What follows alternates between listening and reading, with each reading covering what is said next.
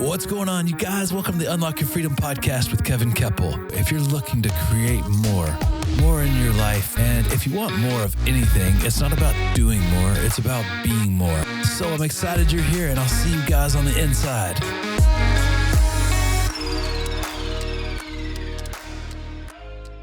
Alrighty, you guys, welcome back to Unlocking Your Freedom with Kevin Keppel. And today, man, I'm so excited. We got a really cool guest, Karen Conti. Karen, I recently saw speak at an event called Creative Con in Chicago.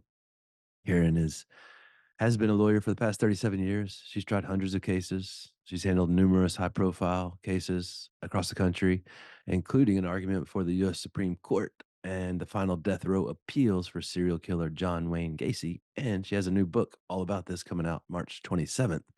And you can find that on Amazon. It's titled Killing Time with John Wayne Gacy, Defending America's Most Evil Serial Killer on Death Row. Karen also has hosted radio shows for 3 decades, and she's currently the host of the Karen Conti Show on WGN in Chicago. And if that wasn't enough, she's also a legal analyst on national TV, as well as a professor at University of Illinois and DePaul University. And Karen, welcome. How are you? Well, I'm so happy to be here, Kevin. It's nice to see you again. Yeah, I was giggling to myself. Just your resume is pretty spectacular, and if all that wasn't enough, she's won the most fit lawyer title in Chicago. She also likes to run marathons and dislikes having free time, apparently. But I wake up early, Kevin. That's the whole key in life is to yeah, wake up early. I agree. That's like the bonus time. I like to get up around 5 and just get in the It bonus. is. And my new thing since COVID, all the health clubs closed down. So I bought this recumbent bike. It sits in my living room. I get up at 5. I get on that exercise bike. I go through, read my 3 newspapers, clear out all my emails. And, by the time I'm off the bike, I've accomplished my exercise. I've, cleared out my day. I'm all informed for my media appearances, and it's all good. It's multitasking. So some of my friends at Creative Con that heard you speak and you like casually mentioned, yeah, when I'm reading emails on my bike in the morning at 6 in the morning, crushing it out. And a couple of the people I with, they're like, man, I felt really lazy, like listening to her. I'm like, yeah, I can relate. So it was really cool getting to hear you speak. You opened the show and I was telling you before we started, it was so powerful because you've accomplished so much, but you do it in such a humble, relatable way. It just like you feel like one of us, which is really cool.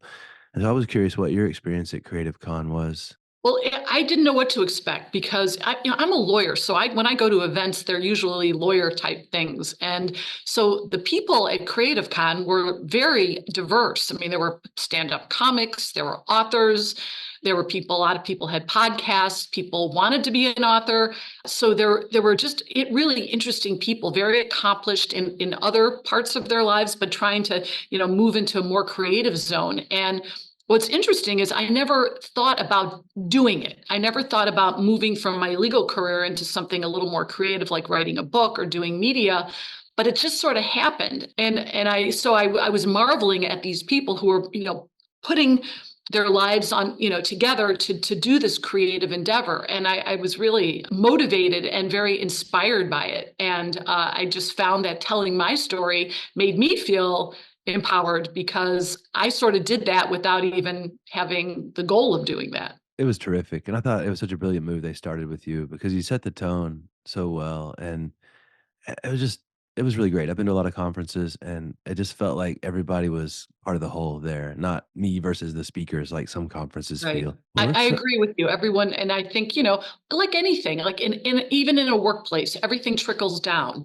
So if you've got somebody who's creating it or someone who's in charge of something and they have a good heart and they have good energy, it trickles down, right? And I think the people who had that conference really, they were very caring, and they were grateful for your input. And so I think everybody had that same vibe, which is a good lesson, right? If you're a boss or you're an employer, that you create that mood in your office, you create it, and everyone will follow it. think that's such a profound statement you just made. I think so many leaders miss that. Like you set the tone for attitude, for pace, for you're the model for everybody else.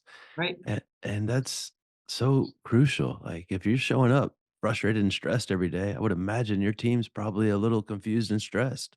Right. But anyways, so really, just a huge shout out to you. Thank you for being so approachable. Because I came up to you afterwards, and you were so kind, and you were sitting down, you stood up, and I was like, you were really engaging, and I was really inspired by the way that you just handled yourself. So thanks, and I'm glad you're here too. So I'm glad to be here. all right, let's talk about your book because I just published my first book, and I know how exciting, intensive, terrifying, awful, amazing, and all the other adjectives that it was all in one. So I was just let's start with your experience of just starting the book and writing the book and finally getting it out in the world. Well, the book was easy. It's the publishing and the promoting it that gets hard. Well, so for your listeners, I represented John Gacy in the last set of his death row appeals, and that was about 30 years ago. So I didn't represent him at trial because I was in high school at the time. So now I'm a lawyer. 14 years he's been on death row, and I get the call to represent him. And so for 7 months, I represented a serial killer who killed 33 young men and boys and buried most of them under his house in his final death row appeals. And it was an unbelievably bizarre experience. It was interesting, it was challenging, it was stressful. I spent hours and hours of time with him on death row, talking to him and putting up with a lot of bad publicity because nobody wanted to keep him alive. Nobody, even people who were opposed to the death penalty, had the Gacy exception, which is they should execute him. So I waited. I didn't want to write a book right away. I thought about it, and then I thought, that's a part of my career that I'm done with. There was a lot of backlash. So I waited and waited and waited. And then finally, during COVID, I said, you know what? I've got some time here. Let me sit down and just put pen to paper. And I did. And I realized that I loved the experience of writing. And I write as a lawyer all the time. That's what we do. We write briefs and things like that. But it was creative because now I'm looking back 30 years on a really bizarre experience that very few lawyers get to do. And now my career has morphed into all different other areas, probably as a result of having represented Gacy. And I was able to reflect on how that one experience changed my life professionally and personally. I can't imagine. So can you take us back to the first time you met him and what you were feeling and what that experience was like? Well, when I got the call, my law partner and I wanted to go. There was no question. I wasn't sure I was going to represent him or how this was going to go, but I was just curious. And that's one of the things I want to talk about, if you allow me, is that being curious in life really is a great trait. I said to myself, how could I say no to going down to death row? It's 6.5 hours south of Chicago on the Mississippi River. They're serving grits down there, so it's a whole different world than Chicago. And go on to death row where all the people who have committed these horrible crimes are, and look at Gacy, the face of evil. Like, what is it like to talk to somebody who's capable of such horrendous, vile acts? Is this person a human being? What is he going to be like? And it was an experience I couldn't pass up, and I'm glad I didn't, because when I got down there, I realized that Gacy wasn't a monster. I mean, his acts were monstrous, but he did not appear to be evil. He appeared to be like your favorite uncle or, the bus driver that you say hi to every day. He was engaging, he was charming, he was funny, he was glib, he was intelligent. And you just can't it's a shocking feeling because you feel like if he could be walking amongst us without us knowing what he's capable of, who else is out there who could hurt me or hurt others? And it's just a strange feeling. I have to tell you, experiencing that was very frightening. Not frightening like I was physically afraid, but just frightening for the world in general, that there are people like that who can mask themselves with this guise of goodness. So it was an interesting experience. That would be really confusing, I would imagine, because Confusing is a y good word. your Yeah. mind's like, "I shouldn't like this person," and your heart's like, "Yeah, he's great," and that had to feel maybe guilt too in there, like, that wow, So so many things. Yeah, yeah. And even just, having the natural conversations you do with a human being, you're always wondering, does he really mean this? Because sociopaths generally don't have any empathy or compassion, but they can act like they do. So when you're dealing with someone, you realize what he's trying to do is trying to manipulate. And that's what sociopaths do. Narcissists do that too. But it's sort of this feeling that they're trying to get information from you to use it to get what they want. And when you know that, it's an interesting thing psychologically to deal with. Most of the time, we don't know people are sociopaths when we deal with them, but in this case, I did. So because he was in the history books under most prolific serial killer. So yeah, it was an interesting psychological experience. So when you use the word sociopath, everybody's probably heard that as well as narcissist. I'm just interested in what the definition of that would be specifically. What makes someone a sociopath? Well, they don't really know. Many are born that way. Many come from a family where there's trauma and abuse. And what made Gacy is a question that I try to at least somewhat answer in my book. I mean, I don't know the answer, but he grew up in a family that was pretty normal back in the 50s. His father was abusive and spanked him and hit him, but that wasn't uncommon back in those days. He was a heavy drinker as well. Gacy had a mother who was very loving but passive. He had two sisters whom he loved dearly. He had been sexually abused a couple of times when he was very young, and he was homosexual or a bisexual, and he had a hard time dealing with that due to his father's demands that he be John Wayne. He was named after John Wayne, that macho actor, and he wasn't macho. He preferred cooking and gardening and doing things like that, but he was made and kind of forced into this macho persona. And also, he had a couple of hits to the head. And if you look on death row, the statistics are amazing. I think it's like 80 or so percent of all people on death row have had at least one serious head injury when they were young, which could affect their ability to have impulse control or feel remorse. So Gacy had all of those things. But again, there are plenty of people who grew up with that exact same situation who didn't kill 33 boys. So it's hard to know. Yeah, that's wild. Like the things that happen to people after brain injuries. 'Cause I've read different things on that, and because I played sports, football and hockey, and really rough things. Right. And like back in the '80s, it was like we don't need seat belts, like much less helmets for anything. And now you see people riding mountain bikes without a helmet. You're like, man, you're brave. But back in the day, you got made fun of. So it's Right.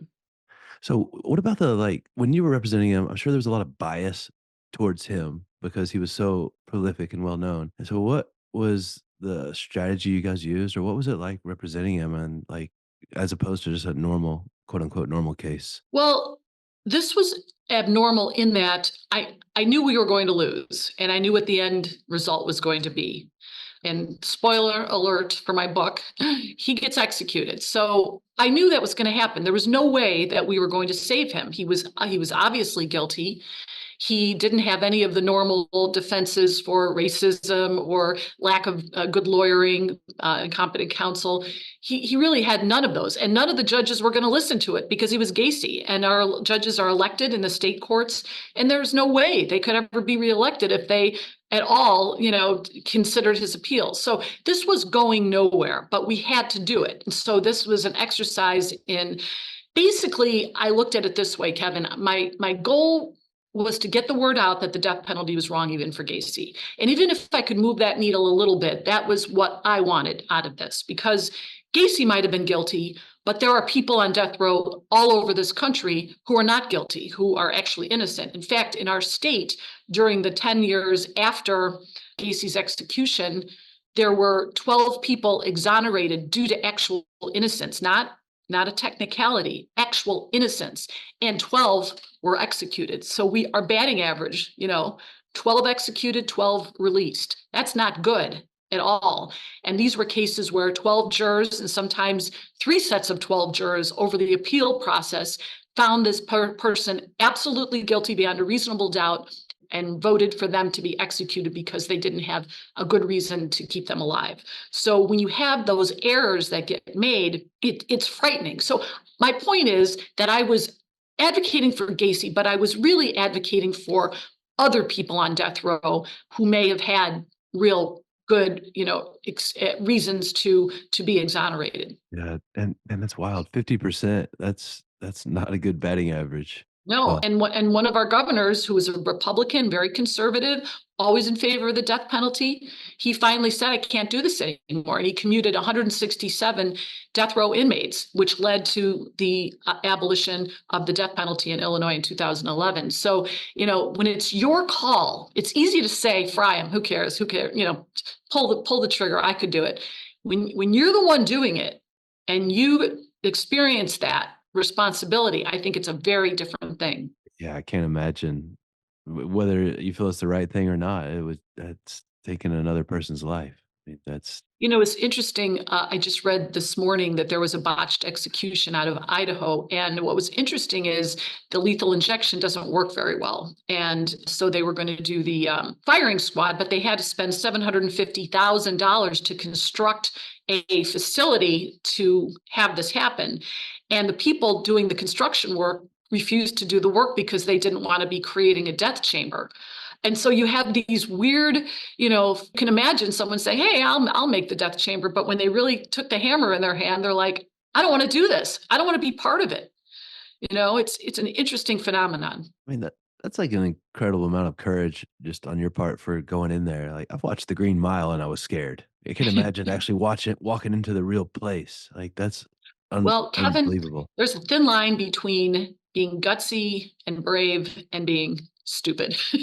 If I had really thought about this in a better way, I may not have done it. Yeah, I'm glad I did. I'm glad I did had the experience, but it was almost naive to walk in there and think that I'm going to change the world here, or this is going to have some good outcome. But it is. I say in my book, when I walked into the death row area, it's like a bullpen, if you will. I thought I was going to be in a plexiglass, like in the movies, right? But no, they're all the killers, and they're all killers because that's why they're on death row. They're like free range walking around. And so I'm looking at, I know that guy killed 3 and this guy killed 5 because I recognize who they are. These are the worst killers in our state history. And I realized there's like 5 baseball teams that these people killed. Gacy having 3 of them under his belt. I mean, when you think about that, it's just astounding to be around that much evil and that much bad vibes. But we have people in our society who can't be free. I mean, they just can't. And when you experience that close up, it's profound. It really is profound. I would imagine. I mean, contrast gives us clarity, and that is like the opposite of what we're looking to create. We're looking to create love and, connect, and they're looking to destroy and kill or whatever, even worse. So, what kind of personal and professional growth do you feel that you created for yourself out of the whole experience? Well, I think one of the things that I got put into the spotlight because I was kind of designated as the lawyer spokesperson. So media would reach out to me and they'd want to know what's going on with the appeals. Is Gacy going to, waive his appeals? What is he having for his last supper? All those questions. I was getting inundated. People, there were news agencies from Italy who were weighing in. And so I hired a firm to tell me how to talk on television and how to apply my makeup and how to dress appropriately, because I had never done this before and I was afraid of looking stupid. And I wanted to be able to do this in a way that was dignified and powerful and that could help people understand. I'm not going to tell you to not believe in the death penalty. Your opinion is as strong as my opinion, but I did want to use it as a way to educate people about different parts of the death penalty and why it doesn't work and why it doesn't deter, and let people make up their own minds. But to do that, I wanted to have my presentation be something that was respectable. So I learned a lot about how to do that. And so that got parlayed after Gacy's execution into me doing commentary, because 30 days after Gacy was executed, O.J. Simpson, former football player, if some of your listeners are too young to remember, took a drive after he allegedly killed his ex-wife and her friend in California. And that became the trial of the century. And I don't know that there was ever any case that got as much attention as that case. And as a result, I became a legal analyst commenting on O.J. Simpson until that case resolved. And then I commented on every other case. And now I get called 3 or 4 times a week by national and local news to comment on Supreme Court cases or whatever indictment is going on, in the world. So it actually moved me in a really good direction. And I enjoy doing the media stuff. It's really fun. And it's good for my legal career because it makes me look like, I know what I'm talking about. And so strangely, that bad experience turned into something fabulous. Yeah, and I mean, you're talking about the OJ trial. That was before the internet, and you couldn't go anywhere and not see it. Like every channel would play it all day, and like even when we were just sitting there, it was unbelievable how much attention that raised. Like, yeah, that was It really changed the way, a little off topic, but it changed the way people became very interested in the criminal justice system. I mean, people always are interested, but when you got to see that, people stayed home from work and watched the trial and watched the verdict, and it was so dramatic, and everyone knew what Marcia Clark was doing and Johnny Cochran was doing, and they were household names. And I think people learned a lot about the criminal justice system based upon that trial, and even the whole forensic evidence. People learned about DNA and learned to question DNA, and so it changed the way people try cases now. Really, even civil cases. I think it changed also like the perception of law enforcement too, because of the whole like Yes, I can't remember his name, the witness that was, not so was good for the defense or the Furman. Was it? prosecutors and Was it Furman? yeah, that's Mark Furman, I Yeah, think, right? yeah, Yeah. hmm I watched yeah, that yeah. OJ show recently, and it did not paint him in a very favorable light. No. Anyways, back to your story. So, if you could go back in time to Karen, first time walking in to go see John Wayne Gacy, what advice would you give her? What do you know now that you wish you knew then? Hmm, that's a good one. I think I would have been more prepared for the psychology of what was going on. And I learned it on the job, but had I read about it and really understood a sociopath's personality, it would have been a little bit easier to deal with him, because this sounds strange, but Gacy was his own worst enemy. When we were making decisions about how to approach certain things, I mean, he was always making the wrong decision. I mean, he was not remorseful. He was arrogant. He was selling paintings out of his prison cell, which really angered a lot of people, profiting on his crimes. I mean, this is not what you do if you want a little empathy and sympathy in your life. But that was Gacy because he was a sociopath. And this is really chilling. But frankly, he didn't really think what he did was wrong. He just didn't. He thought that he was entitled to do that for one reason or another. So I think I would have really done a little bit of studying, or maybe even talking to a psychologist to have that person explain to me what am I going to deal with and how best to deal with it. Yeah, I can imagine. It must have just been like a crazy tangled web because like most of us don't have one-on-one contact with the sociopath, hopefully on a regular basis. And it would just be so confusing to second guess myself constantly, I feel like. So Yeah, and listen, I'm a really empathetic person, and that's just me. I think that's probably why I became a lawyer. And I had empathy for Gacy because I just looked at him, and I know this sounds strange, but he must have been born an innocent child, right? I mean, what happened to him? I know his sister was a lovely human being, intelligent and kind, and she helps other people with family members who have people in family members in prison. She's lovely, and Gacy had two wives who were very lovely. I mean, what happened to him? And again, then I think about what he did to those young men and boys, and it pulls you in so many different directions, because I can hate what he did, I can despise what he did, but I can't. I have to save his life. Like it was so weird. It's not like people say, "Did you like him?" I mean, no, we weren't buddies, but I didn't want him dead. He's a human being. Like, if a bus were driving down the street and then my worst enemy were there, I'd pull my enemy out. yeah, It's human. It's a right. human thing to want to preserve life. Yeah, that's how we've evolved for 200,000 years or however long we've been around is collaboration and cooperation. That's why the Homo sapiens made it, and it's in our DNA. And so you said he was It married is. twice before. Did he have friends too? Like normal, like kind of social circle like that? Absolutely. Yeah. He was connected in the community. He served on all kinds of political committees. He threw parties every year where he dressed up. He volunteered to help his neighbors. He always, shoveled the snow. And what was really interesting and one of the strangest experiences when I was saying my goodbyes to Gacy just before the execution, in rushed, he was able to have visitors at that time unlimited, and in rushed this big group of people. And I said, who are those people? And they were his family, his nephews, friends, neighbors, political people he dealt with. And they're all there hugging him, sobbing. They loved him unconditionally. They knew what he did, not before he was arrested, but they loved him, and they were grieving an execution. I mean, how often do you know when someone is going to die to the minute?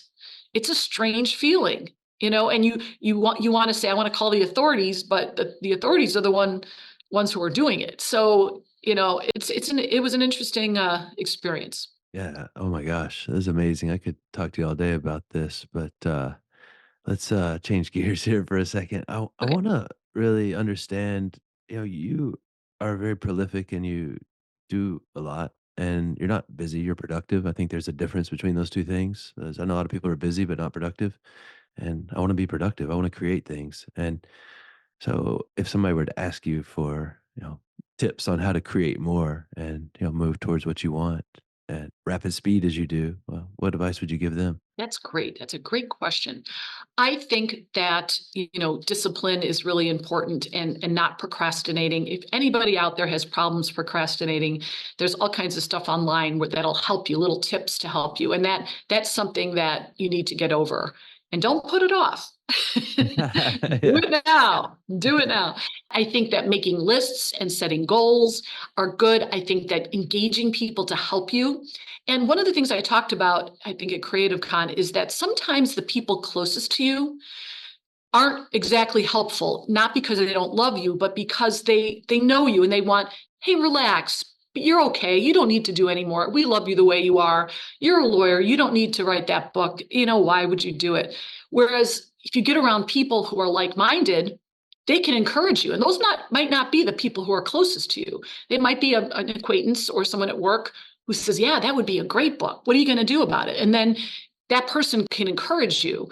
And I would get those people around you, and maybe they have a goal, and maybe you can do this mutual encouragement, because it's sort of like when you weigh in at Weight Watchers. I remember those days when you would go to Weight Watchers or whatever, and you'd weigh in. You're just accountable. That's the whole thing. You want to be accountable to someone, because it's easy to say, I came home from work. I'm supposed to be writing this book. I don't feel like it. I'm going to have a glass of wine. I'm going to watch television.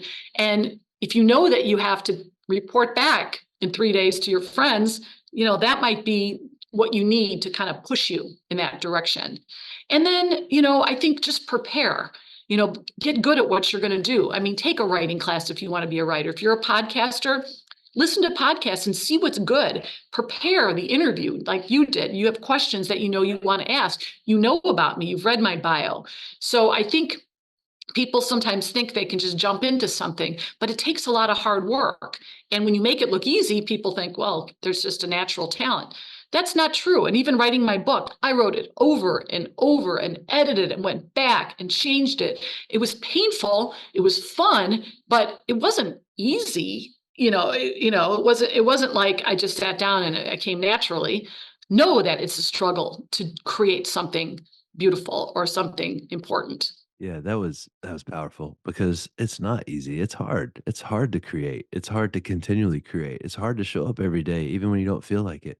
But the good news is, I can do hard things. So can you, and so can everybody listening. But it's a choice. And you're talking about procrastination. That's just resistance and that invisible force that stops us. And the more resistance, the more important it is for us to do. And like my book, I wrote it 3 different times, and I finally got it out. And it was hard. And I felt like there's a great quote from Kurt Vonnegut back in the day. He goes, "Every time I write, I feel like an armless, legless man with a crayon in his mouth." I was like, "I don't even feel that good. I feel like worse than that." So, it's and he's prolific, right? But it's Yeah.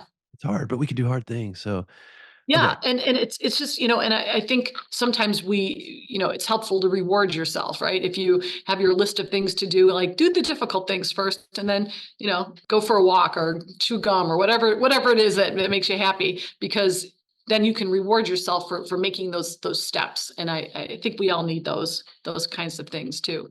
Yeah, absolutely. And if you're really talented, you can walk and chew gum at the same time, so you can do 2 at That's once. right. So, uh, And ride the bike too, same time. yeah, well, that's a lot. But That's that'd a be lot. and check email. Well, this is fun. So, I noticed in your bio too that, you'd listed marathoner. What was a favorite marathon you ran? I've just run a Chicago marathons, which it's great because it's flat in Yeah. Chicago. Yeah, that's one of If the you most if you gave me a popular. hill, you gave me a hill, man. I don't know. When you're running a marathon, a sewer cover is like Mount Everest. So, but Oh, my gosh. days of running marathons are done. Unfortunately, my knees and my hips have told me don't do it anymore. Yeah, the Chicago Marathon is really cool. I went and viewed it once, and man, it was amazing. Like the times out there, people were smoking that course. It was really cool. And The energy there with people, running their first one, we set a lot of world records there too, actually, because it's so flat. But yeah, it's a wonderful thing. Even if you're just going out to watch, it's a fabulous bundle of energy. yeah, it was great. And I got to see all the guys out front running. I'm like, I can't even run that fast if somebody was chasing me. And they're doing it for 26 miles. And then I tried to get on the L train to like get to another part of the race, and I got lost. I had to get in an Uber to find my way back from the L train. I'm not very good at mass transit, I learned, but it was a great experience. Okay, let's ask this. What does freedom mean to you here on the Unlocking Your Freedom podcast? What does freedom mean to me?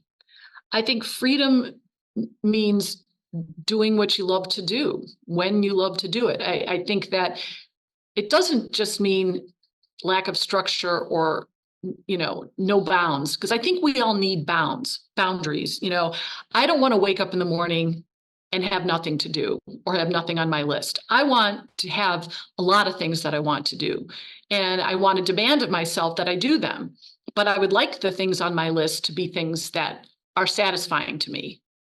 And not everything is satisfying. Like, for instance, exercise. People say, Karen, you love to exercise. No, I don't. I really don't like to exercise. I'd rather be in bed for another hour, right? But I know it's good for me. And I know that allows me to have the energy to do other things. It allows me to be healthy. Hopefully, it'll allow me to live longer. It gets my endorphins up, so I'm happier. And so I think that, to me, doing the things you want to do in the way you want to do them with boundaries is my idea of freedom. Yeah, absolutely. I love that. That's a great definition. Okay, so in addition to Killing Time with John Wayne Gacy, what's a favorite book to read, recommend, or give away? Gosh, I just read a book called The Covenant of Water, Ooh, which was one of the better books that I've read lately. I read a lot. I read over 100 books a year, mostly fiction. I actually just read a book, and this is not like my top 10 books, but it was an interesting book by a friend of mine called The Serial Killer Apprentice. And it's about a set of murders from a serial killer down in Texas who engaged a young man to help him with it. And this young man really was a kind of a decent kid, and he just got caught up in the most horrible bunch of serial killings. And it's just an interesting study in psychology. And I like those kind of books too, about how people get pulled into a situation that's immoral, and yet they probably weren't immoral to begin with. I like reading the classics too. Sometimes I go back and I read Jane Eyre, or I read, Charles Dickens' book, because they're so good. And when I read them when I was young, I may not have gotten everything out of them.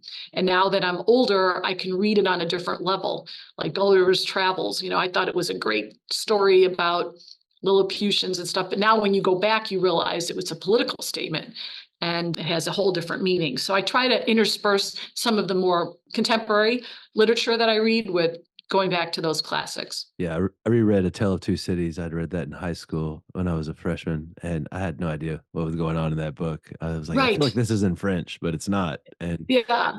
Yeah. I did yeah, that with Ayn Rand. Was it Fountainhead and those yeah, those books? I did not understand it when I was a kid. I thought yeah. these were love stories and adventures and whatever. It's so much more political, and it's got a lot more when you read it when you're older. Yeah, there's a trilogy I read, and it's fiction. It's called The Butcher's Boy is the first one, and it's this kid was raised by a butcher, but the butcher was also a hitman for the mafia, and so he like trained him how to be a hitman, and it just reminded me of that Serial Killer Apprentice book a little bit, but Interesting. it's a really cool little series. Put that on my list. Yeah, it is good. Okay, where can everybody go to learn more about you and connect with you? You can go to my website, which is KarenConti.com, KarenConti. And I have a radio show on WGN, which is our 50,000 watt station in Chicago. It's every Sunday. You can listen to it streaming live. And then the segments are podcasted. So if you Google WGN, Karen Conti, you can listen. I do legal stories. So I'll take, the current event and I'll do the legal aspect of it. I usually get guests on to interview. And you can email me at hello@karenconti.com. And I hope you buy my book because it's really interesting. And I'm going to have some webinars. So if people want to get on and I can talk about the book, and if you want to be invited to that, you can go onto my website and sign up, and kind of an interactive webinar, like a book club kind of thing, which will be fun. But you can go on Amazon and buy my book, Killing Time with John Wayne Gacy. And after you buy the book, make sure you leave her a review on Amazon because that really Yes, helps. please. That's what I understand. You know that. Yes. Oh, one last question. What's something that I could have asked that I didn't that you'd like to talk about? I'd like to talk about what's your next goal? What's your next goal in life? Well, the next physical goal is to complete the rim to rim to rim in the Grand Canyon at the end of March. And so that's like 45 miles and 12,000 feet elevation, and try not to Is run out that of a water. hike? Yeah. So hike, run a little Oh, bit maybe. So that's oh, pretty, fabulous. yeah, I'm pretty excited about that. And professionally, getting on more stages, doing more speaking. I do some of that and I really like it. And I think I can really help a lot of people when I do that. So I'm looking to hopefully get on a TED Talk stage this year is one of the big goals. Nice. Yeah. Well, So I'll be watching for you, and you'll let me know when you're doing that. yeah, I sure would. So well, thanks for being here, and just thanks for the way you show up. I really appreciate you. I'm really happy to have been here. And to all your listeners, thanks for listening, and go out there and be creative and do your thing.